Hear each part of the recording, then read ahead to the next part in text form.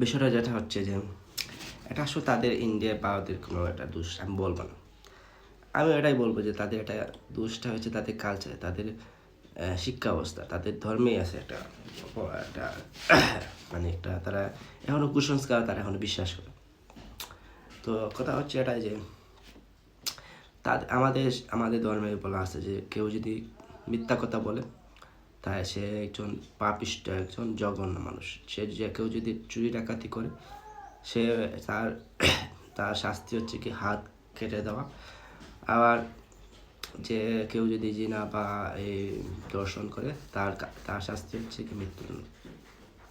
আবার কেউ যদি টাকা ধার করে সে কখনো তখন তখন পর্যন্ত সে যখন মৃত্যুর আগে সে যদি টাকা পরিশোধ না করে তাহলে সে জান্নাতে কখনো যেতে পারবে না। কারণ টাকা একজন দেনা পাওনা মানুষের টাকা সে পরিশোধ করে তারপর সে মানে যদি যদি টাকা পরিশোধ না করে যদি সে আগে যদি মারা যায় তাহলে সে কখনো জান্নাতে যেতে পারবে না। এই ভয়ে মানুষ মানে টাকা পয়সা এই যদি কেউ মানে টাকা পয়সা হাওলাত বা তার করে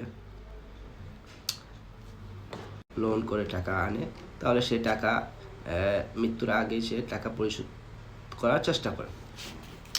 ওটাই যে তাদের তাদের কালচার হচ্ছে কি মিথ্যা প্রপাগান্ডা, এরপর যা টাকা মেরে খাও, যা এটা একজন মানুষের জায়গা মেরে দাও, একজন মিথ্যা বলে দিন পার করে দাও। একের পর এক মানুষ যদি কেউ যদি অপরাধ করে তাহলে মেরে ফেলো, এই করো। আমাদের আমাদের আমাদের আমাদের মধ্যে মানসিকতা হচ্ছে যে কেউ যদি একটা অন্যায় করে, ধরুন আপনাকে একটা কেউ যদি গালে দেয়, আমরা এজ এ মুসলিম হিসেবে যে আমরা ধৈর্য ধারণ করি। কেউ যদি আমাকে আমার টাকা মেরে দেয়, আমি ধৈর্য ধারণ করি, আল্লাহর উপর নির্ভর করি।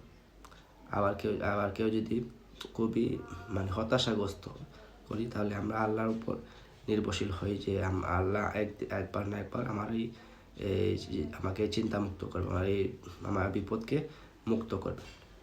তাদের মধ্যে কি হচ্ছে, আমি যদি প্রেম বা কিছু একটা যদি মানে হতাশাগ্রস্ত হয়, তাদের মধ্যে মানসিকতা হচ্ছে আমি মরে যাই, ফাঁসি করে মরে যাই, আমার চিন্তা আছে বা মদ খেয়ে দিন পার করে দিই। বাট আমাদের মধ্যে এগুলা মানসিকতা নেই। তাদের মধ্যে হচ্ছে কি মিথ্যা প্রপাগান্ডা ছড়ায় দাও, মিথ্যা কথা বলো, অন্যের টাকা মেরে দাও, অন্যের জায়গা জমি মেরে দাও, কেউ যদি অপরাধ করে তাকে দুনিয়া থেকে বিদায় করে দাও। কেউ যদি মানে একটা সুশৃঙ্খল একটা বিষয় আছে না, সুশৃঙ্খল বিষয়টা তাদের মধ্যে নেই। তাদের কালচারে আছে এগুলা মিথ্যা প্রপাগান্ডা, এরপর ফ্যাসাদ সৃষ্টি করা, এগুলোই তাদের মধ্যে কাছে।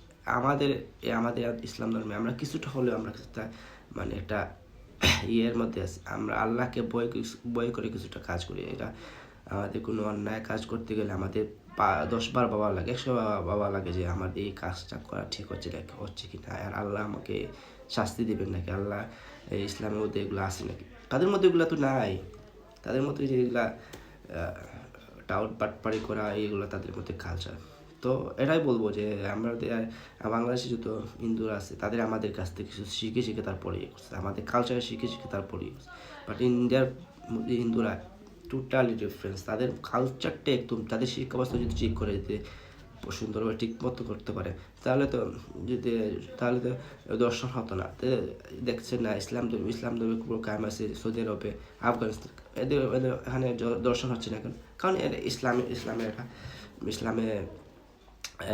ইসলামে প্রপার মানে সুন্দর একটা প্রপার একটা আইন অনুসরণ করে, ইসলামিক বিধিনিষেধ আছে। সো এটাই মানুষের যদি থাকে আল্লাহকে ভয় করে বা সৃষ্টিকর্তাকে যদি কেউ ভয় করে কাজ কর্ম করতে পারে তাহলে সে কখনোই অন্যায় অত্যাচার বা মানে কোনো পাপ কাজে জড়াবে না।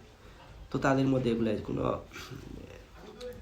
সাংবাদিকতা হচ্ছে একটা খুব নৈতিকতা কাজ।